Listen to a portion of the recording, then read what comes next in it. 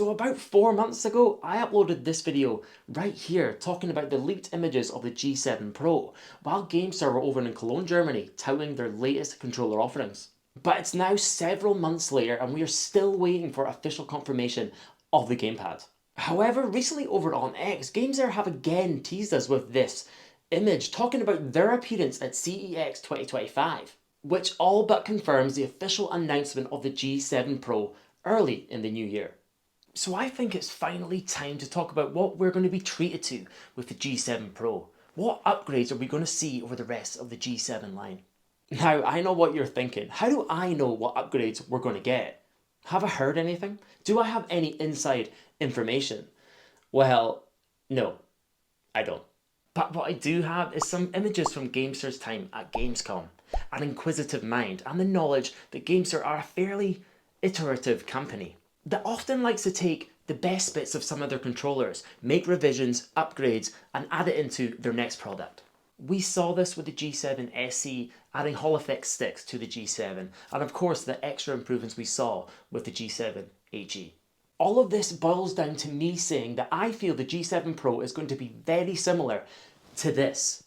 The GameSir Cyclone 2, which I reviewed recently on the channel earlier this year. And I have to admit, I was very, very impressed.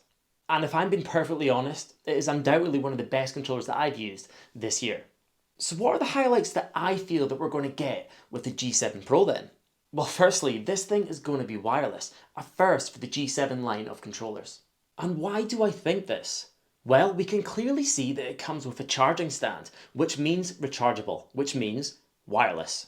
Being wireless, I'd also expect it to follow the Cyclone 2 and give us a 1000 Hz polling rate mode, when played wired and also wirelessly thanks to an added dongle, like we saw with the Cyclone for example, something that will make the competitively minded players pretty happy.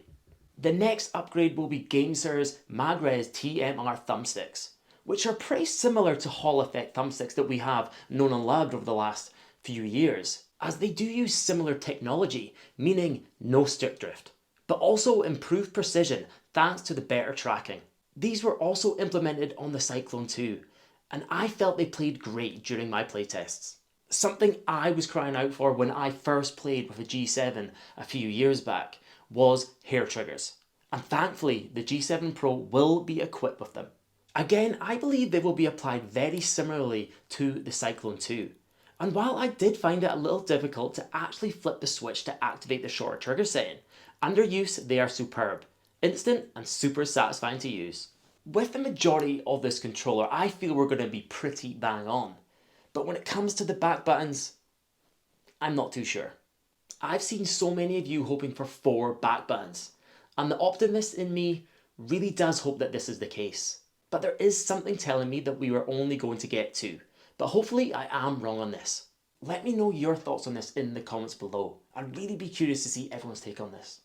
Either way, however, be it with 2 or 4 back buttons, I believe that this controller will not support macro inputs. And why, again, do I think this? Well, recently on X, I had a little back and forth with the pro Halo esports player Tyler Ganza, aka Spartan, where he was talking about using the GameSir Khaled. And when I mentioned that the Cyclone 2 is pretty much a superior version of the Khaled, he informed me that because the Cyclone has macro support, it does not fall in line with the guidelines of competitive play. Otherwise, he would be using it. And because the G7 Pro will be mainly targeting the Xbox ecosystem, there is no way it will have macro functionality. Which is unfortunate, but let's be honest, it's really not that big a deal. So there we have it, the main upgrades that I think that we're going to get with the G7 Pro. Let me know if this has you even more hyped for the controller, or if you're just going to stick with the controller that you already have. Remember to let me know in the comments below. And also remember to subscribe to check out more videos just like this one.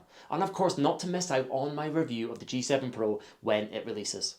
But that's it guys, that's the video. Thanks so much for watching. Until the next time, I'll catch us.